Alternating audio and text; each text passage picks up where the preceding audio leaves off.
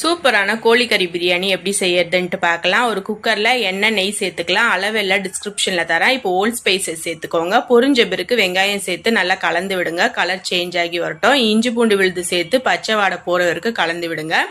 பச்சை மிளகா, தக்காளி, புதினா, கொத்தமல்லி எல்லாமே சேர்த்து கலந்து விடுங்க. நல்லா வதங்கி வரட்டும். இப்போ நம்ம கழுவி வச்ச கோழிக்கறியை சேர்த்துக்கலாம். கோழிக்கறியை சேர்த்துட்டு மசாலா, உப்பு சேர்த்துக்கலாம். கூடவே தயிரும் சேர்த்துக்கலாம். சேர்த்துட்டு கலந்து விடுங்க. ஒரு 2 நிமிஷத்துக்கு நல்லா வதங்கி விடுங்க. இப்போ நான் 1 கிளாஸ் அளவுக்கு பாஸ்மதி அரிசி எடுத்திருக்கேன். அதுக்கு 1.5 கிளாஸ் அளவு தண்ணி சேர்த்துக்கிறேன். தண்ணி சேர்த்துட்டு ஒரு கொதி வரட்டும். உப்பு எல்லாம் நல்லா செக் பண்ணிக்கோங்க. ஒரு கொதி வந்த பிறகு நம்ம 1/2 மணி நேரம் ஊற வச்ச பாஸ்மதி அரிசியை தண்ணி வடிகட்டி சேர்த்துக்கோங்க. ஒரு வாட்டி நல்லா கலந்து விட்டுட்டு கொஞ்சமா கொத்தமல்லி, பாதி போல லெமன் சேர்த்துட்டு மூடி போட்டு மிதமான சூட்டில் 2 விசிலுக்கு விட்டு எடுத்துக்கலாம்.